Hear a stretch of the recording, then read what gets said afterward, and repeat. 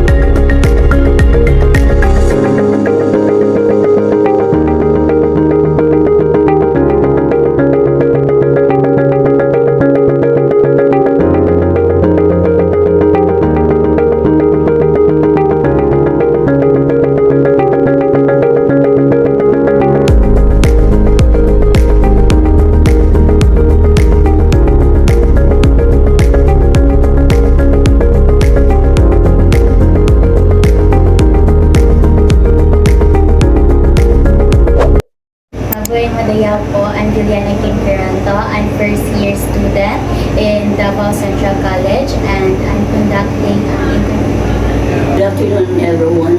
Thank you for visiting our barangay. And I am Kagawad Crescencio Rutillos Bandal.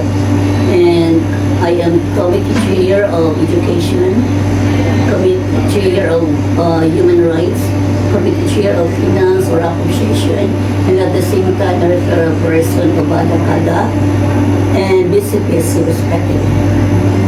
Now, thank you for trusting us. You are all very welcome. Good afternoon, guys. Question po is about sa barangay. How was Barangay Balyok before compared to now? Sa una, ikumpara siya nimo karon.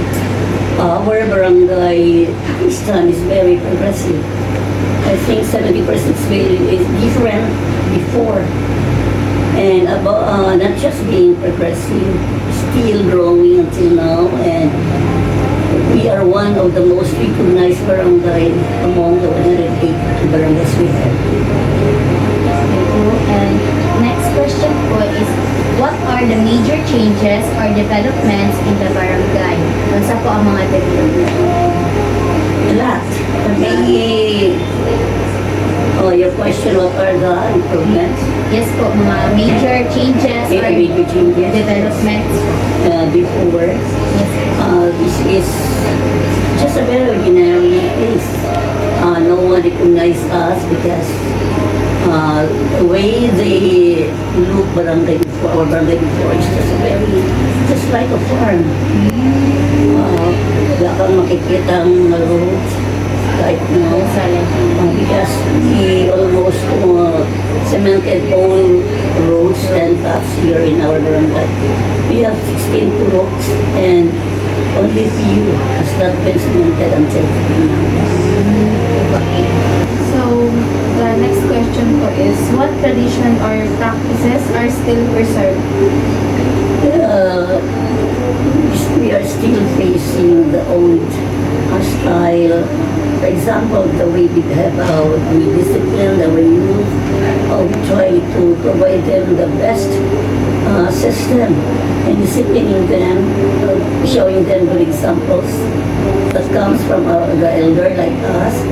And the best tradition that we need is that we remain as one big happy family despite all the trials and challenges the barangay Balyok facing us up today.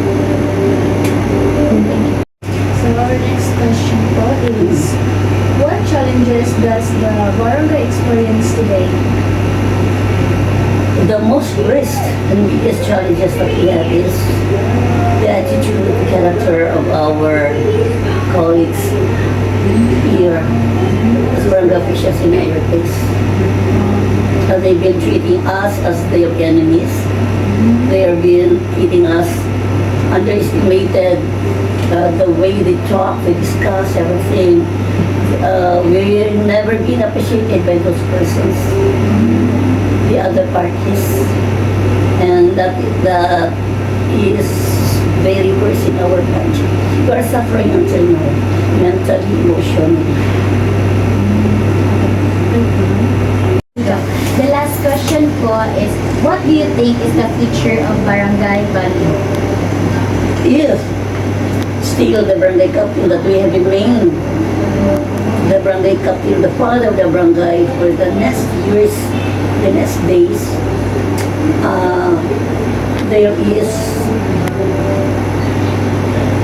there yung mag-undat tayo, prosperity, we will continue facing what we have as of today, despite all those trials I haven't mentioned before.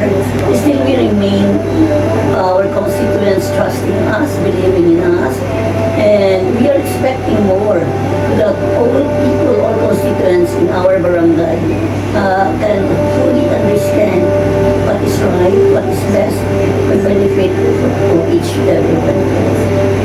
Yes po. Thank you po Hindi kaayo. ka na mag-asa, committee ko. Yes. Hi guys, tabiro sa Balyok. Init kayo.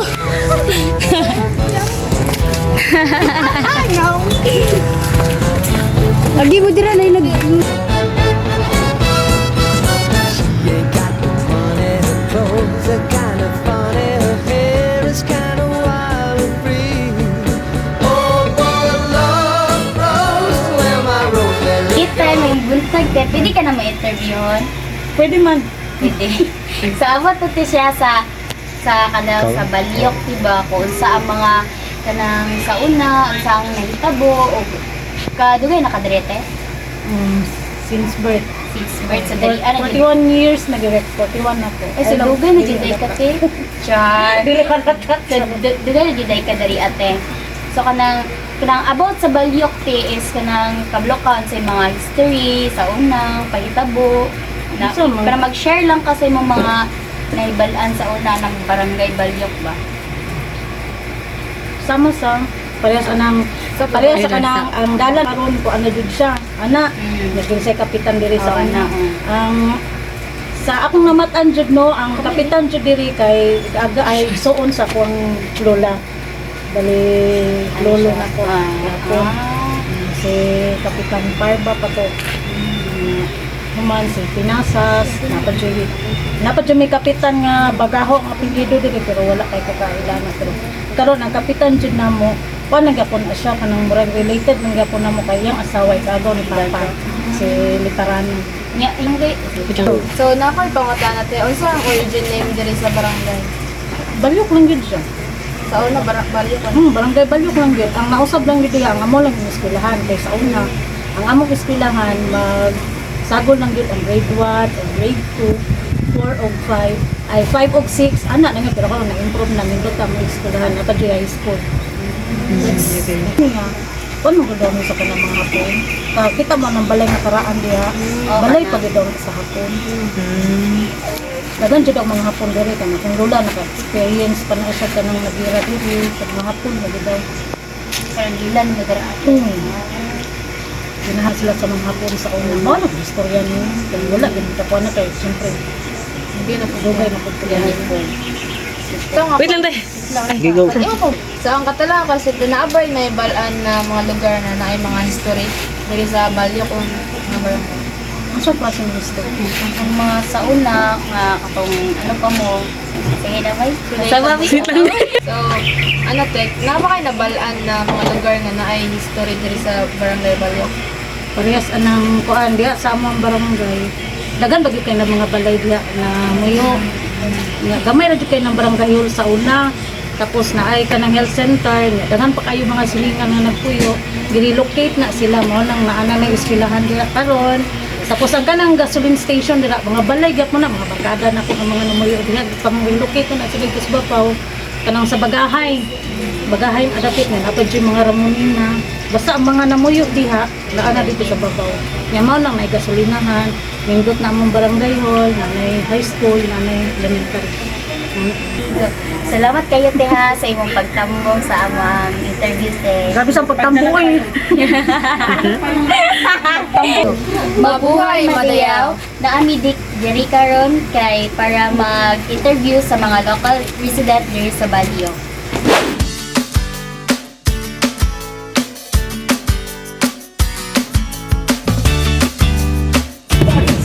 So, good afternoon po. I am actually wanting mag-contact yung research nyo about the school processes.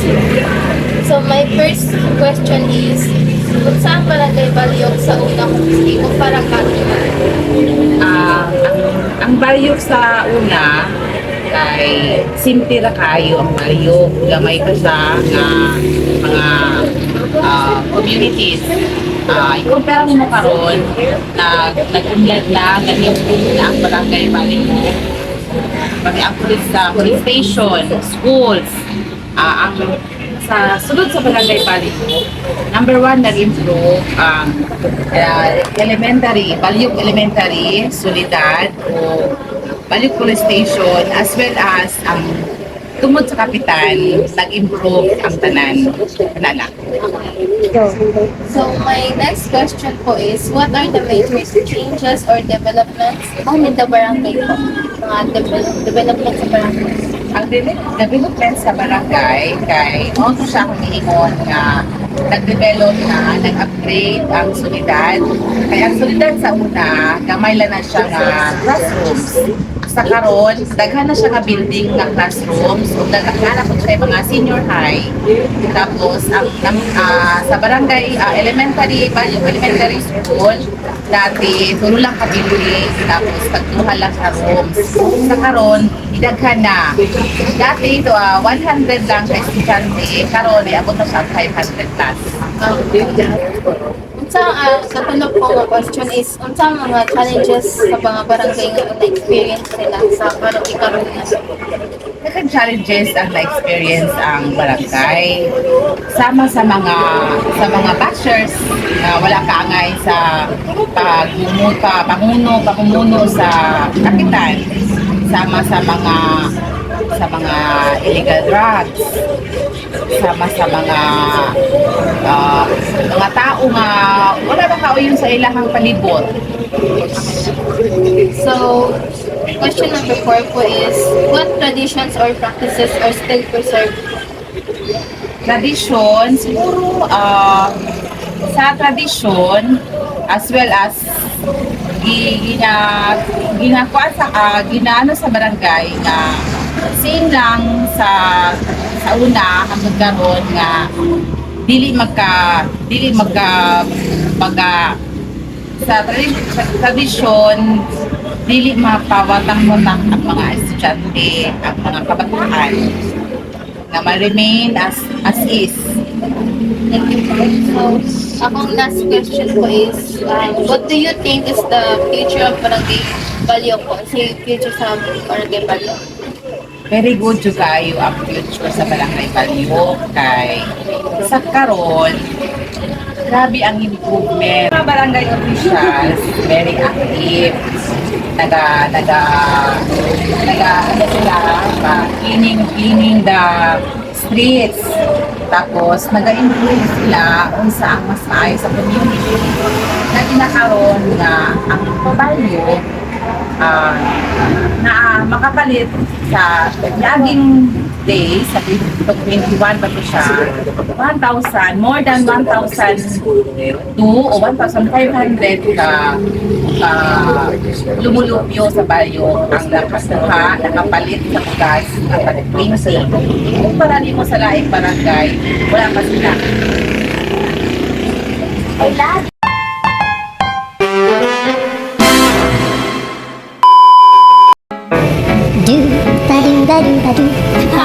Oh my God!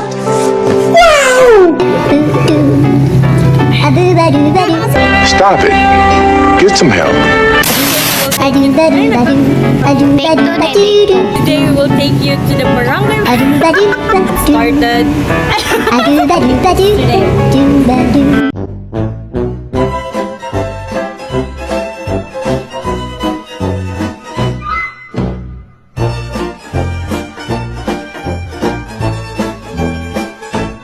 Thank